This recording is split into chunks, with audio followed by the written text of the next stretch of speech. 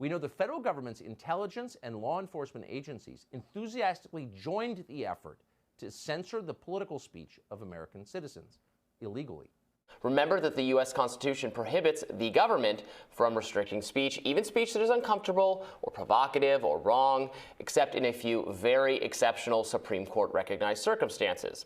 But despite the robust protections of the First Amendment, the federal government is making every effort to pressure social media companies into punishing speech. Twitter CEO Elon Musk slamming the mainstream media for being, quote, against free speech. In two separate tweets, Musk calling out, quote, corporate journalism over media coverage on the Twitter files or lack thereof. He also tweeted that, quote, legacy media should worry about their reputation after missing stories. Journalism used to be a working class trade. It was a very low status job. Journalists lived in working class neighborhoods. They saw themselves as outside of power, demanding justice on behalf of the little guy. Throughout the course of the 20th century, there was a status revolution among journalists to where journalism became basically an elite caste. As journalists ascended to the ranks of the elites, they abandoned the working class that they used to belong to. It's not about politics. That's a mirage. The divide in America is about class.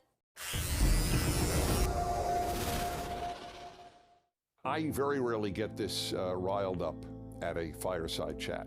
And the reason I am riled up is, one, I hate evil. I must be honest. Evil has always riled me up. Secondly, I know that the suppression of free speech leads to evil.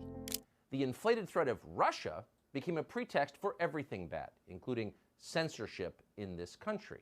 It's Russian disinformation. Shut it down. There is no example in history of free speech being suppressed and anything good coming out. Almost always death comes out of it. Almost always. So it was a manufactured panic about Russia. But on the basis of that manufactured panic, lawmakers in Washington demanded more censorship. This, of course, is part of a much larger campaign to end free speech in the United States, a country whose civic religion was free speech just a few years ago. Because if you really are that bad as to be worthy of not being allowed to speak, I'm not sure they think we're really allowed ultimately to live. Anyone who tells you you can't say what you truly believe is a totalitarian. Make no mistake. It's not about sensitivity, it's about controlling you. It's totalitarian. So there's, 74 million Trump supporters, voters. We can't just wish them away. They're not going to disappear. So then we have to find a way to live with them, even if we think they're bad people, even if we think they're a threat to everything we hold dear, because what's the other option that's in front of us? And that's a challenge, because a lot of people will say, well, they're deplorable and we can't find a way to live with them. He is under a spell, blinded, misused, and is abused in his very being. Having thus become a mindless tool, the stupid person will also be capable of any evil, incapable of seeing that it is evil. He's a complete authoritarian maniac. What he's telling you, as he's saying, we can't really wish them away. We have to have them in society. What he's really saying is we don't want them in society. Tolerance, diversity, all of these things sound good. But then you peel off that veneer and you realize, oh, they are actually the really hysterical authoritarians. Those are the people that seemingly would, I don't know, put people in camps, perhaps. That's what it leads to. Today we suppress your speech, but if you keep speaking, we'll suppress you. The issue is not that the companies before us today are taking too many posts down. The issue is that they're leaving too many dangerous posts up.